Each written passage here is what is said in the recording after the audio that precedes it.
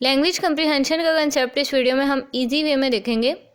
अब language comprehension एक property है साइकोलिंग्विस्टिक्स की। साइकोलिंग्विस्टिक्स में हमने इसको स्टडी करना है कि किस तरह से हमारा ब्रेन जो है वो कनेक्ट कर रहा है लैंग्वेज के साथ।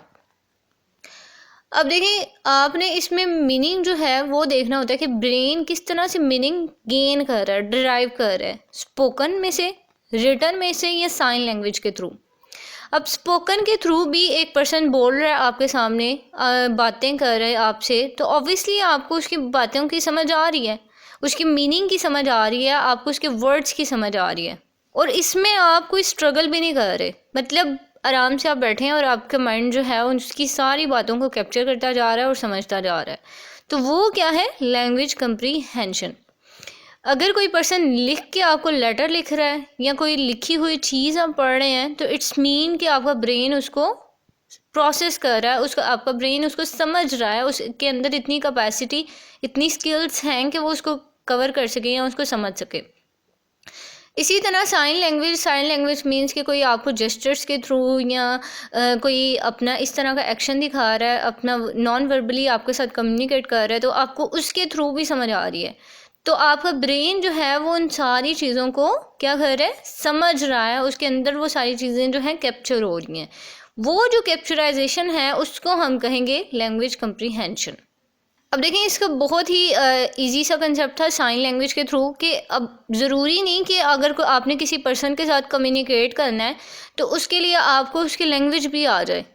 लैंग्वेज आना मेड श्योर कि बहुत ज़्यादा ज़रूरी है, लेकिन आप साइन लैंग्वेज के थ्रू, यानी आप उसको फॉर एग्जांपल आपको पानी का गिलास चाहिए, तो आप नेक्स्ट पर्सन से के अपने जेस्चर्स के थ्रू उसे पानी का गिलास मांग लेंगे, तो इट्स मीन कि उसको समझ तो आ जाएगी।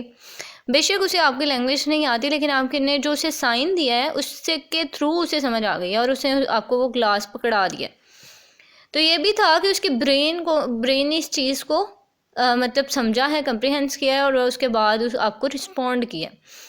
तो ये सारी चीज़ें थी लैंग्वेज कम्प्रीहेंशन में। अब ये कम्प्लेक्स प्रोसेस इस तरह से है कि ज़रूरी नहीं कि आपके रीजन में जो चीज़ें बोली जा रही हैं, ये जो जेस्चर्स हैं, वो दूसरे रीजन में भी उसी तरह के जेस्चर्स होंगे। हो सकता है वो जेस्चर्स जो हैं कोई नेगेटिव चीज़ बता रहे हों उससे रिलेटेड, क्योंकि हर पर्सन की मतलब हर रीजन में एक डिफरेंट किस्म की नॉर्म्स वैल्यूज़ होती हैं, तो इससे रिलेटेड भी समटाइम्स हमारे जेस्चर्स कंफ्यूज कर देते हैं। हमारे यहाँ पे, आप जहाँ पे रह रहे हैं वहाँ पे जेस्चर कोई इसी जेस्चर को किसी और रीजन में डिफरेंट वे में लिया जा रहा होगा, तो वहाँ पे जाके आप यही जेस्चर यूज़ करेंगे तो हो सकता है वो माइंड कर जाए।